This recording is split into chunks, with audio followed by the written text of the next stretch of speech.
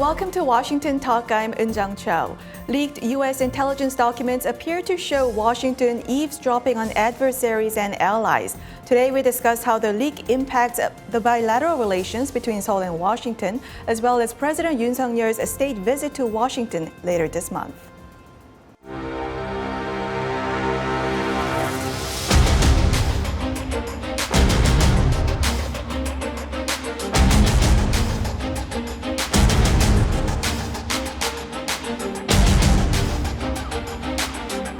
I will tell you that we take this very seriously and we will continue to investigate. We have engaged with allies and partners at high levels over the past days.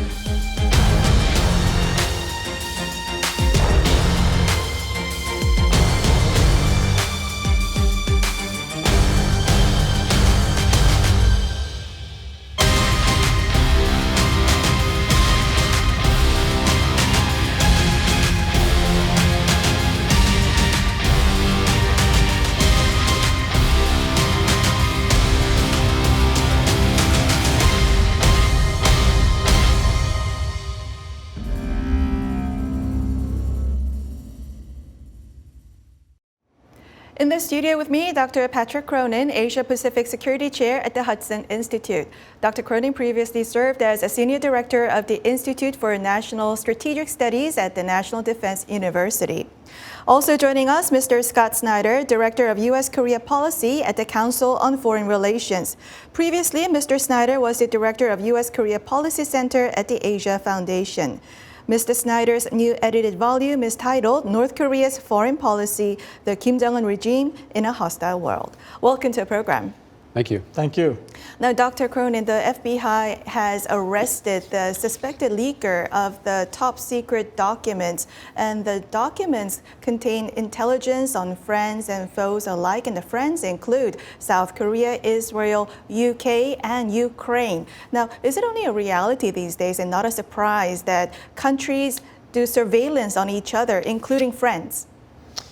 It is a reality that almost every country spies on other countries if they have that capability. And in the age of digital communications, it's even easier to pick up signals intelligence from so many different means. But when it comes to a close ally like South Korea and the relationship between the United States and South Korea being so deep on intelligence sharing already, there wasn't anything they didn't know in those communications. The most embarrassing thing is that they came out in the public limelight and they saw that here was the American ally kind of pressuring the South Korean ally to do more in ammunition provision for Ukraine, and South Korea essentially figuring out how can they do that, how should they do it, and that's the embarrassing part. But I'm sure in closed channels, behind the doors, U.S. administrations apologized profusely, and both countries are moving on because it's in their national interest to cooperate. So not the surveillance itself, but leak seems to be more the matter in this case. Now, Mr. Snyder, after ex-CIA contractor Edward Snowden exposed the U.S. extensive intelligence surveillance program, President Obama in 2014 said, "I have made clear to the intelligence community that unless there is a compelling national security purpose, we will not monitor the communication of heads of state and government of our close friends and allies." However, again, this time United States, it appears that have eavesdropped on South Korea's top officials talking about whether to send munitions to Ukraine. Is promise to not to recur the same incident, is it hard to keep? Well, apparently it is hard to keep because it looks like there has been an occasion where this has happened again. I think that part of that is related to the fact that this is what the purpose of intelligence operations is, in order to gather information helpful to one country's national interests. But also I would emphasize that even though this surveillance was going on, it doesn't appear that we learned very much. And it certainly appears that we didn't learn anything that was surprising. Frankly, I think that most of what was learned could have been gleaned from open source analysis rather than any kind of intelligence. So in that respect, I do think that the revelation of this is very much an own goal for the United States. And I don't think that it necessarily is going to have a lot of ramifications for the overall relationship. In fact, it appears that both governments are working through this in a way that may actually help to garner further trust. Dr. Cronin, South Korean officials initially said that we plan to request appropriate measures if necessary, and then later on said most of the documents seem fabricated and not true. And then recently, a ranking South Korean official also said that there's no reason to believe that U.S. has wiretapped South Korea. What do you make of these South Korean reactions? Well, first I'd note that Israel, Egypt, and other countries that were implicated in some of these leaked documents also said they weren't accurate or they kind of played them down. So that seems to be a standard practice to try to play them down, put this back into the intelligence channels where it belongs to talk about professionally about what are the rules of the road on intelligence. I don't think the United States has wiretapped South Korea. Again, in the signals intelligence world that we live in, there's communications flying all over the world. In the South Korean public's eyes, this is a serious issue because the document clearly says this is from the signals intelligence. Well, signals intelligence, though, just means that there is an interception of some kind of a signal. That doesn't mean wiretapping, though, right? A signals intelligence could be somebody on a phone call calling a friend saying, you know, this is what we talked about at the meeting. And they probably were not even being that guarded about it because this was mostly known in the press. It's no secret that South Korea was kind of dragging its feet on the provision of ammunition because it runs against the South Korean law only to provide peaceful ammunition or peaceful military hardware, not to belligerents. And secondly, they didn't want to poke Russia in the eye on this issue because Russia might be jumping in to help North Korea even further than it does already. So there are a lot of interests that South Korea has to protect here.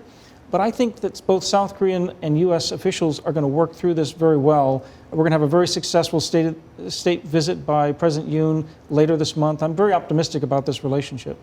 South Korea's Deputy National Security Advisor Kim Tae-hyo and South Korea's Foreign Minister Park Jin said that most of the documents were fabricated and they're not true. And as Dr. Cronin said, not only South Korea but other countries came out and said the same thing too.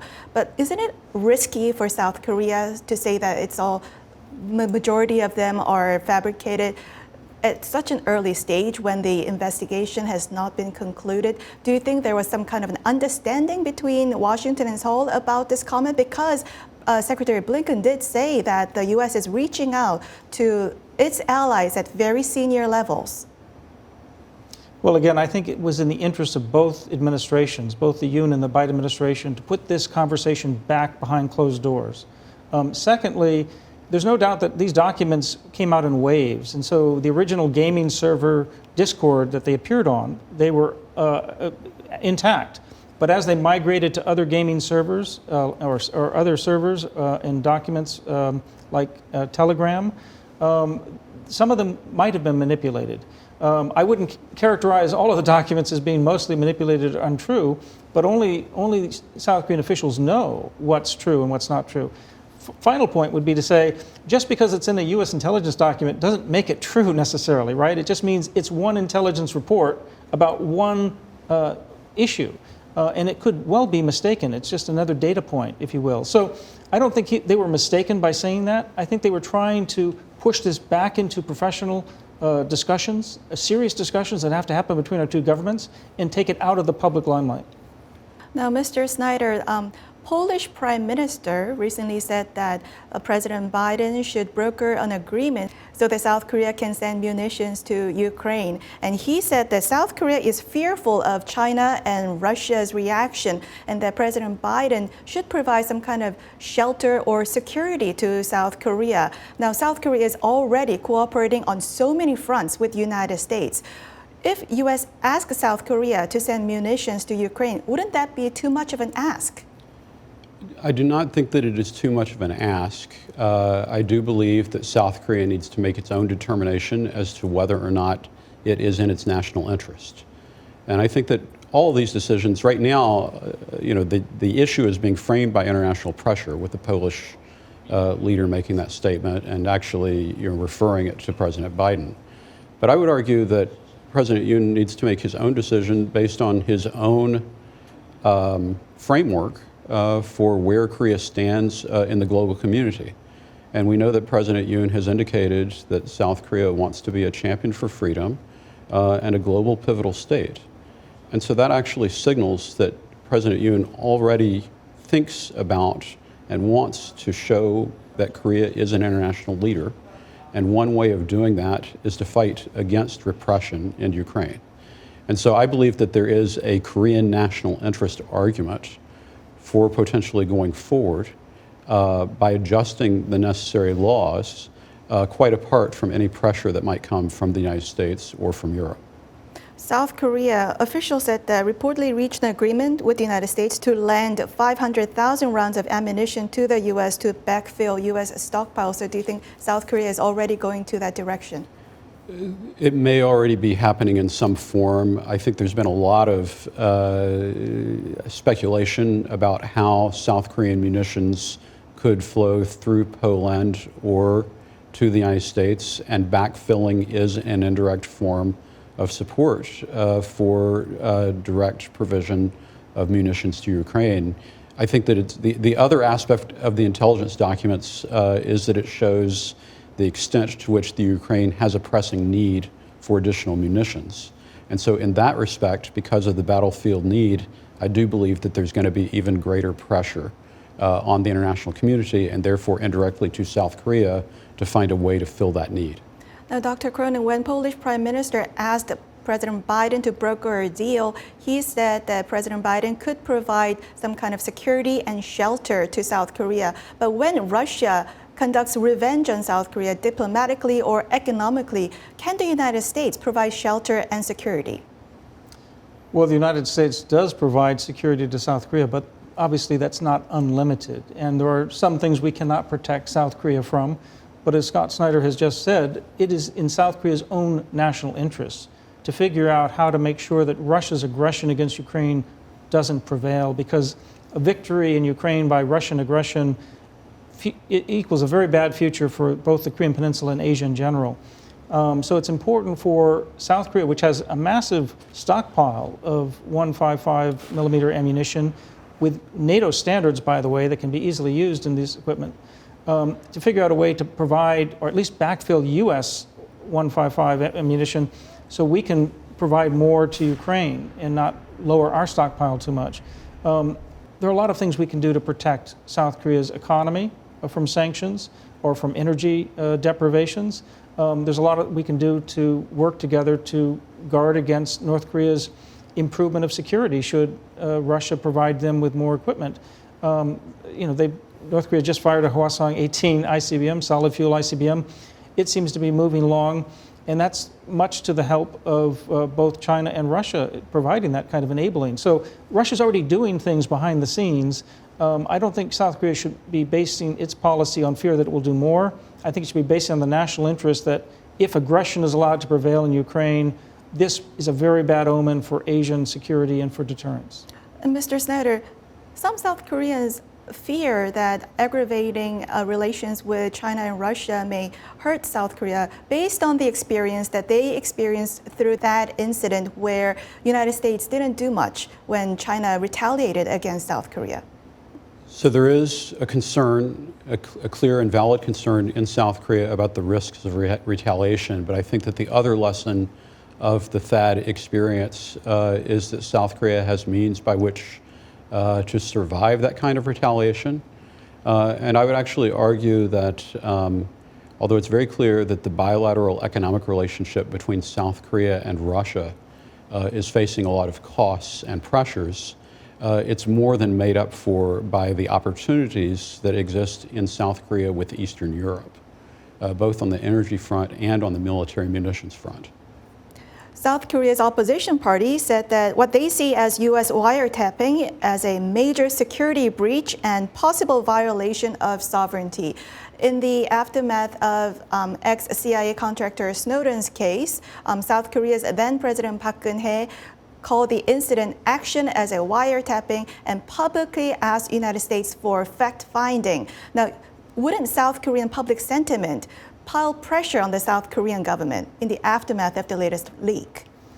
Well, clearly the opposition party wants there to be growing public pressure on the Yoon administration for that, and pressure on the United States to both apologize, to do the fact-finding, to figure out what happened, explain this officially, informally to the South Korean government, and then to create new rules of the road on intelligence sharing.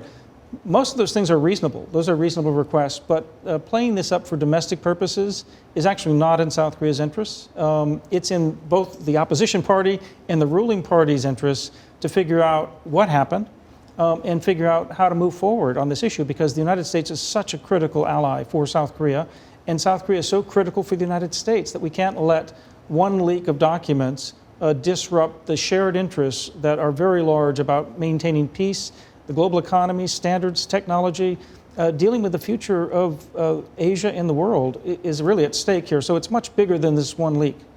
Now, Mr. Snyder, in the aftermath of the Snowden leak, Germany and France condemned the action, and Brazil's president canceled her state trip to United States. Do you think South Korea is in a different place from France and Germany and Brazil? And if South Korea lodges as strong protests as they did, would that hurt the US-ROK alliance?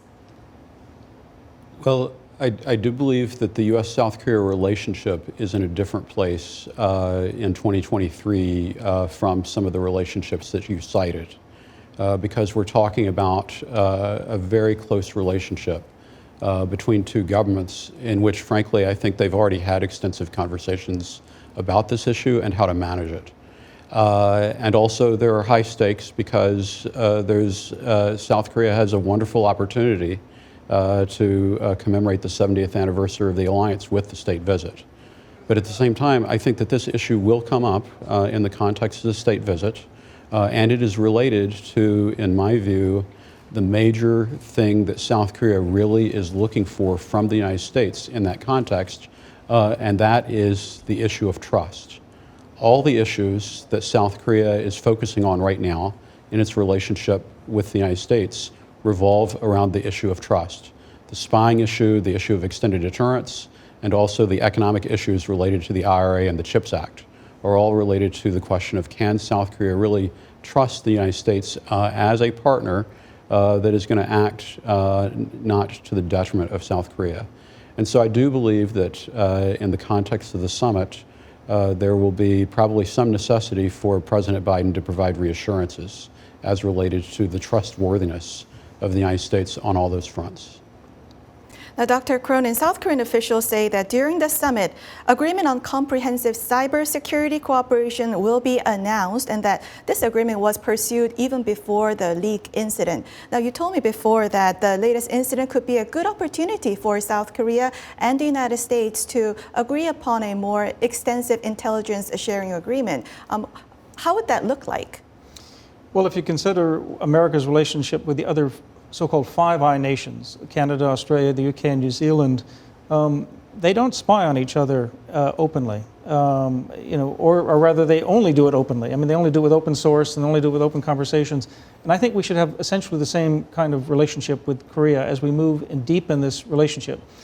On cybersecurity moving forward, hunting forward, offensive cyber operations against, say, North Korea, so that you anticipate what they're going to be doing, can be a very effective additional tool that we can refine. And it's not just North Korea. Any other country out there that's willing to use cyber warfare, we can use offensive cyber selectively to ensure that we're protecting our equities, whether it's the illicit funding for the ICBM program that North Korea has, as they go in and they use cryptocurrency and hacking, or whether it's misinformation and disinformation put forward by other countries. So there's a lot we can do to deepen this relationship, but it goes back to what Scott Snyder was talking about.